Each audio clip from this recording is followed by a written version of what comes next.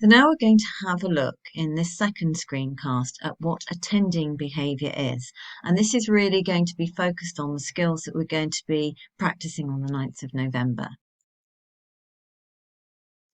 So what do I mean by attending behaviour? And this is, in this slide, one of the key things here is about being culturally appropriate. If you work with people from different cultures, it's important to learn what is appropriate in terms of verbal and non-verbal behaviour for them. And for example, some people don't like direct eye contact. They will see that as confrontational. Some people see smiling as an invitation, as opposed to just friendliness.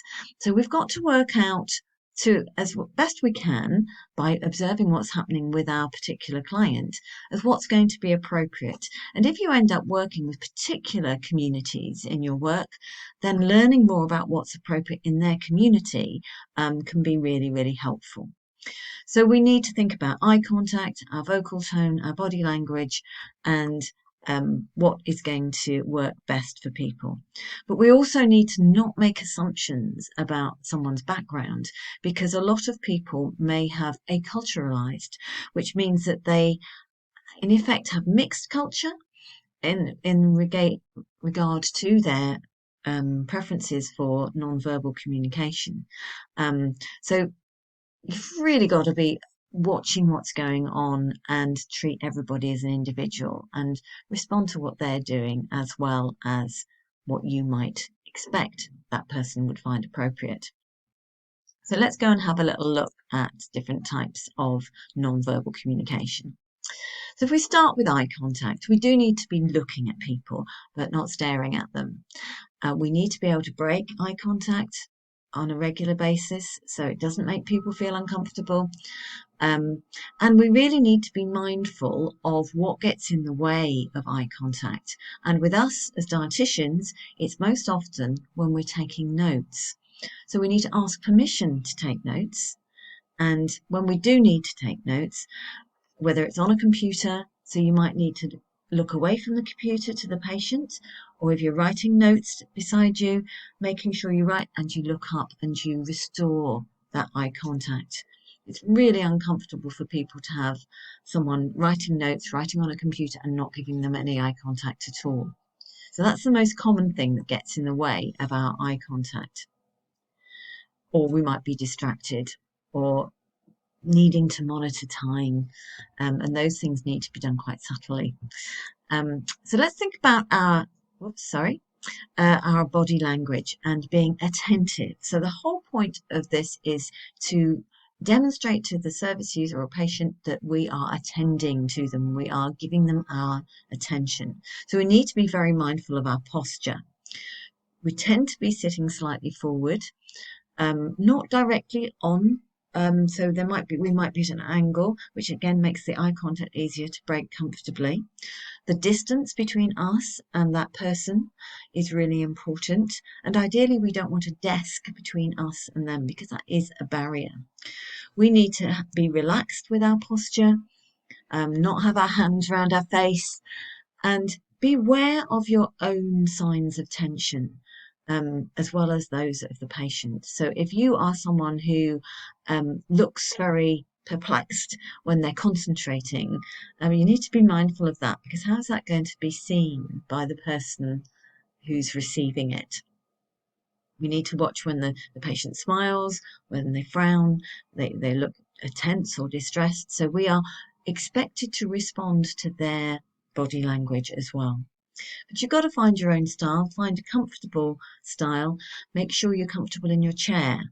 And I would try to avoid the swinging chairs, because it's so easy to do when you are in a consultation, and that's really distracting. And if you're one of those people whose leg is always moving, if you've got your legs crossed and they're always bouncing, you've got to be really conscious of how distracting that could be as well. So mindful of our own body language and watching theirs as well. Things that can get in the way of the patient looking at us and giving eye contact include poor mental health, visual impairment. So often people with visual impairments might appear to be looking over your shoulder because they're looking towards the sound but not got it perfectly right. So they may be looking over your shoulder. Sometimes people are embarrassed or feel guilty, and therefore they won't want to make eye contact. So we've got to be really mindful of what's going on with them and with us. Another thing that's really important is our vocal style. So the speed that we talk. So we've got to be not rushing, not making the patient feel as if we're in a rush to get out of there because we're speaking so fast. But often that's influenced by our level of anxiety. So we might be feeling quite anxious and therefore we will speak quite quickly. And I would expect you to do that as you begin consultations. That's quite normal. If people are anxious, they speak a bit more quickly. We need to make sure we're not too quiet and not too loud. So getting the volume right and our tone. So we can, by the tone of what we say, we can sound really harsh or we can sound quite relaxed. And non-judgmental. So we've got to be mindful about how our tone is coming across.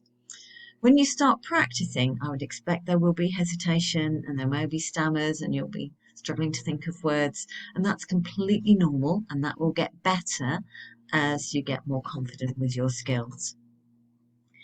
We need to be mindful that our emotions can show through. So if you are getting cross or frustrated or anxious about the time, that can show through in our faces and in how we speak. So we've got to be really mindful of how we are and what's also happening with the patient. And listening for their verbal style will often tell us if they're feeling cross or upset or relaxed. So verbal following is a skill that we are going to be practicing, and it is about picking out a word or a short phrase that that client is saying in their story. And what we do by staying with their story is showing them that we are actually engaged. Particularly useful at the beginning when you've asked someone to tell you, what's led up to your appointment, what led up to your diagnosis, tell me what's been happening when you're exploring their journey. And they start talking and telling you about what is going on. And just to give you an example, if, for example, someone might have said, yes, the diagnosis of diabetes was a real shock to me. Nobody in my family has diabetes. To be honest, I don't know an awful lot about it.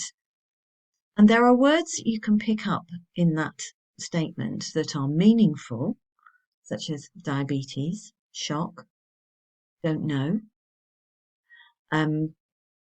which would show the patient that you're hearing what they are saying.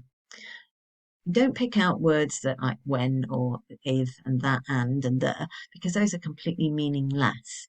And you need to be careful to not pick up words that are really emotional laden. So if somebody has just told you that their husband died recently, you might say husband, but you wouldn't go died, because that would be really insensitive. So you might pick up on you've got to try and pick up on the right words. And this does help you to have something to say when you're not quite sure what you would say. But it also encourages the person to keep talking without you having to ask another question. So it's a really useful skill. We need to say words quietly and at a lower tone. And sometimes the person talking isn't really conscious that we've said them, but it still stimulates them to keep talking. So the tone is going to be important. The whole idea is that you don't interrupt, but you show that you are there and with them in that conversation. So it's a really important skill to learn. I can warn you that it's the one that most students feel least comfortable with because of that fear of interrupting people and appearing rude. So we've got to learn to do it well, because then it doesn't come over that way. So we'll be practicing that. So questions are a really important part of what we do. and they're part of everyday life, and we can't do our job without asking questions. They help us to understand our patients better. We'll do an assessment, as you will do as part of the model and process. You've got to ask things, but it's about learning to do questions in the right way at the right time. And these words that our questions normally start with, the why, how, where, what, when, could you tell me more? Those are really important. And the one that I would particularly say you need to be wary of is starting a question with the word why. And the reason for that is that why can often sound quite judgmental or accusative. Why did you do that? How we ask a question is really important. So if you can avoid using the question why, I would do so, because of that danger that it might sound judgmental. But we can be asking questions. So how did that situation come about? What led up to that? So more open questions that are more gentle and more sensitive and more conveying interest, rather than something that might make people feel judged. If we start asking questions too soon, that can get in the way of the working relationship that we're trying to develop. And we're trying to develop a relationship which is helpful. So too many questions too soon is something we need to avoid. Don't forget that we ask people about very personal things, and that can often get in the way.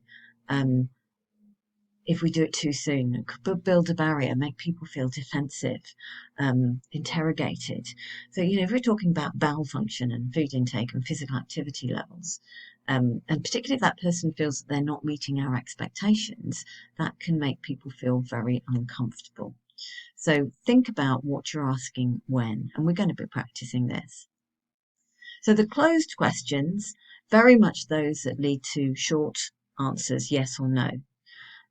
We have to use them sometimes, but they are very much keeping the consultation on our agenda, and what we want to know. But if the patient's being vague, we need to ask specific questions to get clarity. Some patients, for example, those with learning disabilities, you need to perhaps ask things that are a little bit more direct. Or if you really do need specific information. So in certain cases, we are going to be needing, portion size type. How do you do the cooking? How often do you do that? And there are going to be times when we do that, but they're not as often as you might think. Oops, that's gone too far. Open questions, very important, particularly at the beginning of a consultation. Could you tell me what led up to you making this appointment? Or as part of the assessment, rather than asking what do you have for breakfast and how many sugars in that and what type of milk do you have and lots of questions. Where does food fit into your day? If you ask that type of question, you get a much broader picture of that person's lifestyle, their social interactions, what's going on. So open questions are going to encourage us to get more detailed answers. We can ask fewer questions, allow the patient to express themselves a little bit more, and give us a lot more information. So we can and we will practice doing some of those, particularly when we get on to looking at how you ask about food intake in a sensitive way. Minimal encourages we are going to practice as well, and these are really important. It already includes the eye contact and posture that we've talked about, nodding, not like a dog in the back of the car, but nodding on a fairly regular basis, smiling when appropriate, not when someone's just told you their dog's died or something equally distressing. Sometimes a few seconds silence to allow people to have that little bit of time to think. And we need to be using neutral words. Oh, so, then, and remember not to overdo them, as Katie mentioned last week. So you could use 2 or 3 words, which is a bit more like the verbal following that have been said.